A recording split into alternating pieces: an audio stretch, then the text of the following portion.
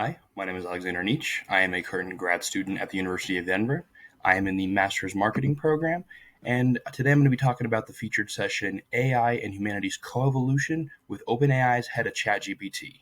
This was hosted by Josh Constein, who works for Signalfire VC, and then he was interviewing Peter Dang, the head of OpenAI. This session was quite interesting because, as I'm sure you know, ChatGPT has really kind of revolutionized what a lot of people understand about AI, how it's become integrated into daily life for so many, and as well as part of their workflow as well. So actually being able to see a talk from the head of OpenAI, the processes he talked about, how he went through doing things, it was very informative and kind of cool to get a peek into the other side into the minds of people working on the development side of this. One of the things he talked about a lot is how people are viewing AI more as this tool, this foreign thing, Terminator, stuff like that. While he actually views it as a tool where it can almost make us more human because it gives us as humans the opportunity to deeply explore things and kind of have it be more of a conversational setting.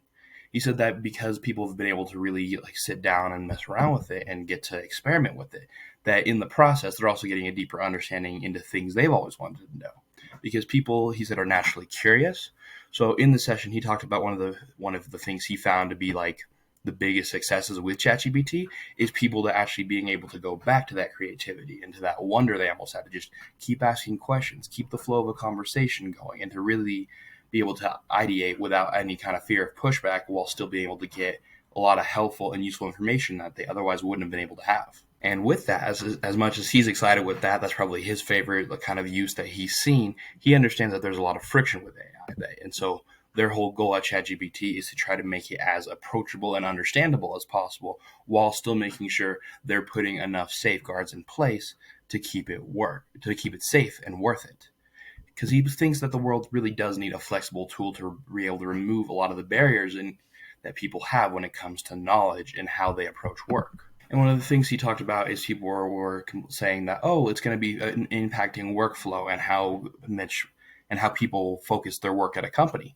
And so he said that you can either view it as it's going to be cutting down on that and it's going to be creating less work, less opportunity, less need for employees, which could be a bad thing. He says, or you can view it as giving your employees a tool that can optimize them this much more, allow them to get so much more work done while still being able to save them time and effort in the day so that they're able to maximize their time as both workers and actual people to go and enjoy their time as well. And because of that, the kind of endpoint with that is he believes that it should just be part of a skill set that people are learning and getting the chance to develop versus it being just replacing people completely. And as he was there, one of the questions he was asked on that panel was, does he think that ChatGPT is Americentric? And Dang responded that he doesn't believe so, and that when they're trying to program, they're not trying to implement their own personal values on AI. They know that OpenAI is an American company; it's made in America, and it's going to be developed there. And so there's undeniably going to be some influences regarding culture and the kind of knowledge people value. However, he still says that he doesn't want to view it like that, nor does he want it to end up being that. And that the goal of his team is really to have it take on the values of the individuals who use it, depending on where they're from, what culture they adhere to, and more just have it be a tool to just help them through daily things and give them a deeper understanding of whatever it is they may be working on or want to know more about. And so to that point, one of the things he said that they want AI to be is to be more of kind of a teacher. And so they said that, and so as he was talking, he said that the best teachers aren't usually the smartest ones, but the ones that are able to have the most empathy and understanding. And that's what they actually are trying to implement as the values in this AI, have it be more empathy based. That way it can kind of make better decisions and not be used for a lot of the uses that people have been worried about.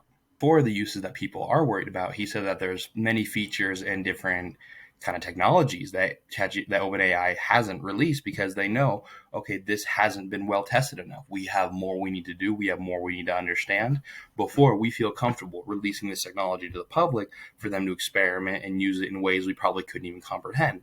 So in the meantime, while they actually have more technology in place that they could use to add on to it, they're choosing to hold back for now to make sure they're keeping up with the current technology as it's already evolved and how ChatGPT has already skyrocketed compared to where it was even a year ago. And so they said they want to keep up with the current technologies and make sure those are still in place before they started adding new ones and just get overwhelmed. Overall, this was a very informative session. Quite interesting to actually hear the back and forth. The interviewer was clearly quite prepared in asking these questions while still keeping a light tone of the panel. That way, a lot of the people who were there and curious about AI and the development of it were able to get a lot of the answers they might have been looking for while still getting just an informative session about OpenAI and the company overall.